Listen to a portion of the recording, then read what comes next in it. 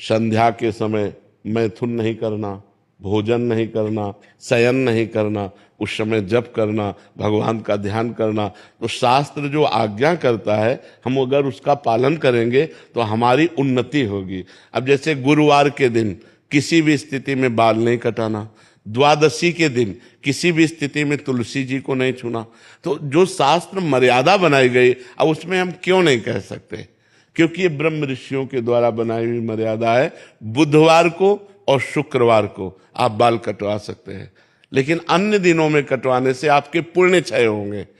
ब्रह्म ऋषियों ने जो मर्यादा बना रखी है, अगर हम उससे चलेंगे तो हमें ज्यादा लाभ मिलेगा। अब रोज सुबह लोग बाल आदि, तो हम कहते हैं केवल बृहस्पतिवार को मत करवाओ, और ना मानो तो गुरुवार का दिन परम पवित्र गुरु के लिए है, उस दिन आप क्षौर कर्म न करें, बिल्कुल निषेध है। नहीं, उससे पुण्य नष्ट होते हैं, आयु नष्ट होती, बुद्धि नष्ट होती।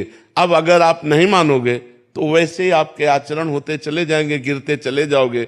देखो, आप सब लोग यहाँ क्या देखने आए हो, हम आपको बता रहे हैं। आप यहाँ क्यों आए हो, हम दो बातें आपसे रखते हैं। आप क्या देखने आए हो और आप यहाँ क्यों आए हो? तो आप यहाँ देखने आए हो साधुता, भगवान के भक्त का दर्शन जो शास्त्र के अनुसार चलता है। आप आए हो अध्यात्म को पाने के लिए, आप आए हो सुख शांति के लिए। आए हो कि नहीं? अगर हम धर्म से ना चलते हो तो आप हमारे दर्शन करने आओगे क्या? हम भी तो एक मनुष्य हैं, हम भी तो आप जैसे ही हैं। अगर हमारे अंदर अध्यात्म ना हो तो आप क्या सुनने आए हो? तो आप सोचो, उन्हीं ब्रह्म ऋषियों ने ये मर्यादा रखी। वैसे ही जब हम चलते तो हमारे अंदर तेज, हमारे अंदर शांति, हमारे वचनों का प्रभाव, हमारे दर्शन मात्र से तुम्हें सुख मिलेगा। तो क्या वो आप नहीं बन सकते? आप विचार करो। तो जो शास्त्रों में लिखा है उस पे हम क्यों में नहीं लगाते, उसका हम आचरण करते हैं। जैसे डॉक्टर कहता है कि आपको ये नहीं खाना, ये नहीं खाना, ये नहीं, तो हम उनसे क्यों बोलते हैं क्या दही नहीं खाना? अरे भाई, दही तो बहुत अच्छी चीज है, क्यों नहीं खाना? क्योंकि तुम्हारा रोग बढ़ जाएगा।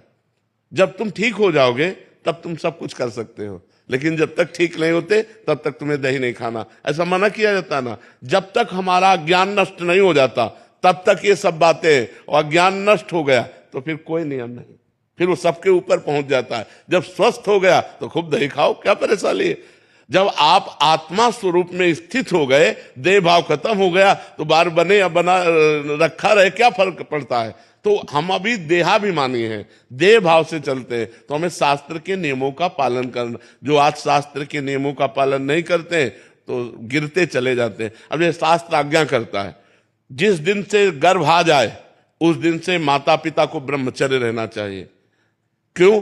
क्योंकि वही वीर शक्ति फिर उसके ऊपर जाएगी तो उसके दिमाग पे, उसके अंगों पे वो कुप्रभाव पैदा करेगी, वो उसकी हानि पैदा करेगी और उसमें गलत संस्कार पड़ जाएंगे। कौन मानता है?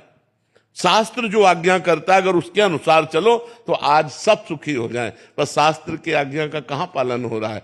बोले प्रातः काल उठना चाहिए, ब्रह्म मुहूर्त में उठ करके गुरुजनों माता पिता के चरण छूने चाहिए। कौन मान रहा है? प्रातः काल उठ के रघुनाथा, मात पिता गुरु नावै माथा, मातृ देवो भव, पितृ देवो भव, अतिथि देवो भव। कहां गया?